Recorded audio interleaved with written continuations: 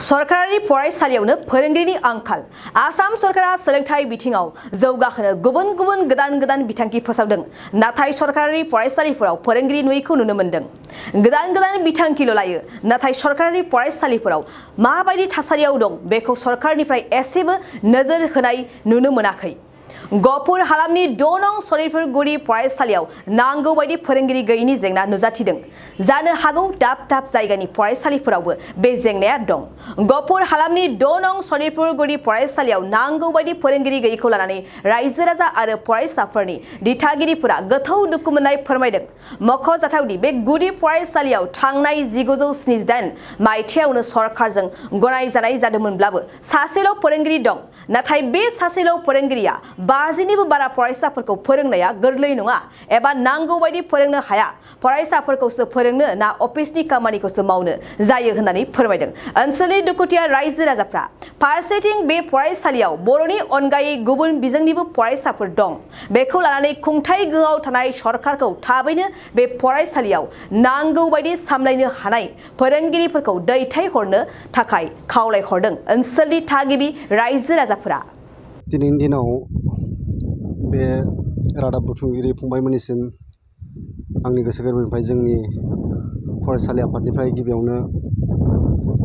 मान बावग्रोनाय थाबाय लोगोसेनो जों बिनि सायाव बेखौ लुगैयो जे दिनैनि दानि सोलिबाय थानाय आसाम सरकार आरो बिटिआर सरकार जिथुनाखि दङ बिथांमोननिफ्राय जोङो जोंनि बे उसुबिदा बेयाव गोबां जेंना दङ उसुबिदा माने जोंनाव ओरैबायदि जेंना जाय जेंनाया जोंखौ दिनै गथ'फोरनि जिथुनाखि रोंगौथि लानायनि समाव दिनै सम मथे बिथांमोना मोनफ्रोमबो साबजेक्टखौ फरायहोनो हाया आरो बेजों हायैनि थाखाय दिनै मालाबा जोंना फोरोंगिरि साराबो लोमजानाय जायो बे लोमजायोब्ला जोङो बहुद गथ'फोरखौ जोङो उसुबिदाबो नुयो बेयाव फोरोंफैनो हाया जायो दा बेखौ जोङो खावलायनो सानो जाहाथे जोंनि जेंनाया बेखिनियाव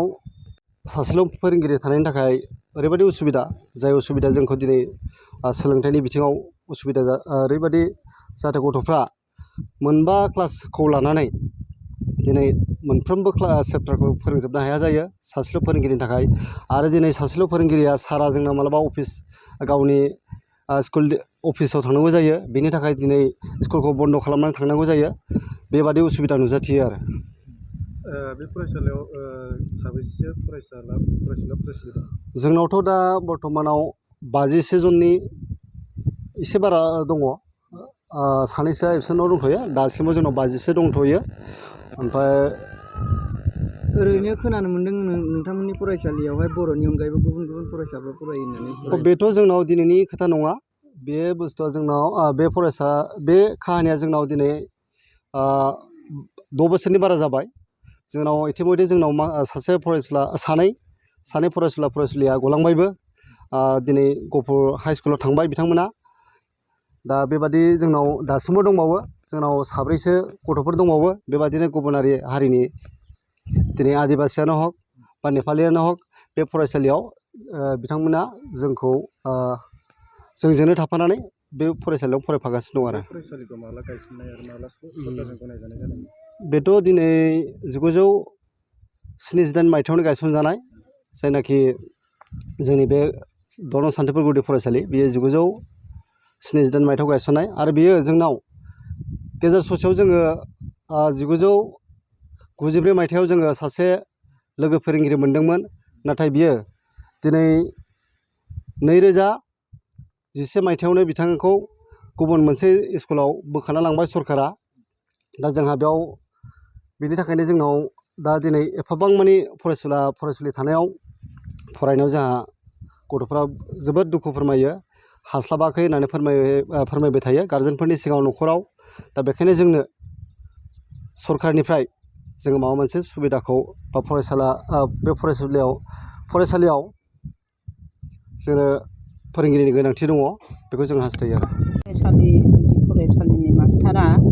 जोंनिया सासेल'खाय जोंना माने हास्लाबा दा जोङो बेखायनो बिमा माहारि जानानै जोंनो फोरोंगिरिखौ दा बावैनो जोंना होनांगौ होननानै आङो मोनसे खावलायनाय जाबाय आरो गिबियावनो आङो नोंथांमोननि चेनेलखौ बरायग्रोना लानाय जाबाय आरो फंबायमोननिसिम रोजा रोजा साबायखर थाबाय जोंनि दा जेनेबा फोरोंगिरि नांगौथियाव नोंथांमोना फैनायखायसो जों दा बे खोथाखौ नोंथांमोनसिम फोरमायनो मोनबाय नालाय जों जोबोद गोजोननाय थाबाय आरो जोंनि फरायसालियावथ' फोरोंगिरिया सासेल' फोरोंगिरि सासेया मालाबाबो गोग्गो शिक्षा होनो हाया मानो होनबा बेयाव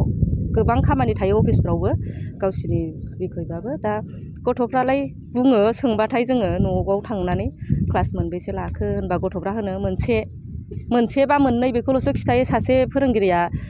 6था क्लास खालामनो हायाना 6था जाहैयो मानो होनबा क थाखोसेया मोननै जाहैखायो राननाय जाखायो नालाय ओंखायनो माने दा जोंनो गुबुन फोरोंगिरि नांबावगौ आरो थोजासे फोरोंगिरि नांगौ होमबासो जोङो जोंनि गथ'फोरखौ इयुनाव मोजां खालामलांनो हागोन सासेल' फोरोंगिरिया गथ'फोरखौ गोग्गो खालामनो हाया आरो सरकारखौ मा खालामनो सानो सरकारखौ आं बेखौनो खावलायनो सानदों आसाम सरकार आरो बिटिआर सरकारखौ माने जोंनि दा नैबे 6 नं सान्थिफुराव गुबुन फोरोंगिरि नांगौ जाहाथे जोंनो गुबुन फोरोंगिरिखौ जेसेबां हायो एसेबां थाब जोंनियाव दैथायहरनांगौ आरो होमबासो जोङो बे गथ'फोरखौ मोजां खालामनो हागोन आरो दा गथ'फ्राबो जोंना बिराद बुरजाना बेयाव सासे सानैल' नङा गुबुन हारिनिबो गथ'फोर दङ ओंखायनो फोरोंगिरि नांगौ आरो जोंनो गोदान আজি আমি এই স্কুলখন আমি যে হেৰিৰ পৰা আমি ইমান স্কুল বনালোঁ বনাই আমি 1978ত চৰকাৰীকৰণ হ'ল এই চৰকাৰীকৰণত যে মানে আমাৰ 2জন মাষ্টাৰ আছিলে এই 2জন মাষ্টাৰটো আজি 2011 চনত মানে বেলেগ স্কুলত ছেকেণ্ড মাষ্টাৰটো লৈ যোৱা হ'ল আমি বহুত এই গাঁৱৰ ৰাইজে বহুত দুখিত হৈছোঁ কাৰণ আমি ইয়াত আমাৰ ল'ৰা ছোৱালীক চৰকাৰীকৰণ হৈ 2জন মাষ্টাৰটো যদি মানে চৰকাৰে এনেকুৱা লৈ যোৱাটো আমি ভাল পোৱা নাই তাৰ কাৰণে আমি ভাবিছোঁ আজিৰ পৰা আমাৰ এই আসামৰ চৰকাৰ যাতে এইবিলাক মানে কৰিব নালাগে আমি আশা কৰিছোঁ যে আজি আমি যি সংবাদ বিষয়াসকলৰ যি আজি ইয়াত আহি পেলাই যে মানে আমাৰ লগত কথা পাতি পেলাই গ'ল আমি আশা কৰিছোঁ আজিৰ পৰা যাতে মানে ইয়াত আকৌ এটা মাষ্টৰ যাতে লাগে আৰু আমি দুখীয়া মানুহ আমি ভেঞ্চাৰ স্কুলত বা প্ৰাইভেট স্কুলত আমি দিবলৈ মানে আমি নোৱাৰোঁ তাৰ কাৰণে আমি ভাবিছোঁ যে মানে চৰকাৰী আমাৰ ইয়াত মাষ্টৰটো যাতে সোনকালে যাতে দি দিয়ে আমাৰ আসাম চৰকাৰে তাৰ কাৰণে আমি আশা কৰিছোঁ আজি আমাৰ যি সংবাদবিলাকে যাতে এইবিলাক জনাই পেলাই যাতে আমাৰ ইয়াত যে মানে আকৌ এজন মাষ্টাৰটো আহে সেইখিনি কৈ মোৰ বক্তব্য সামৰিছোঁ ফাঁসি हुजुर मा लिरो हुजुर थाखो बेसे मोनखो नोङो थाखो 3 थाखो 3 मा गामि सातनांगलजन गारां फरायलाय देलाय गाराङा गाराङा गुसुङि गोलावि गुसुङु गोलावु रि ए उइ ओ औ ओमफ्राय बर' मिडियाम फरायनानै माबायदि मोनदों नोङो मोजां मोनदों नोंथांनाव हान्थु सिं गोदोना आखाइनि आसि सिंस्रि दाफोना सानाय आफादावनि सानाय आथिं मिजुनाय सानाय खर' जरा सानाय आथिं फारनैबो बोलो मोनै जानजि सानानै आथिङाव साहैनाय जायखिजाया गोजामनिफ्राय गोजाम सानाय जादोंब्ला नोंथांमोना जिंगासिनो नांला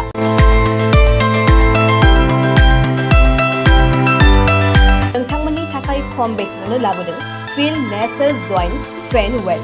बे थाव मालिसखौ फुनोब्लानो नोंथांनि गासै सानाय जेंनाया खारगोन अब्ला मानोथो गोबाव खालामखो अर्डार आरो गोबां मोनथिनो थाखाय नैबे जानबुं नङाव फन खालाम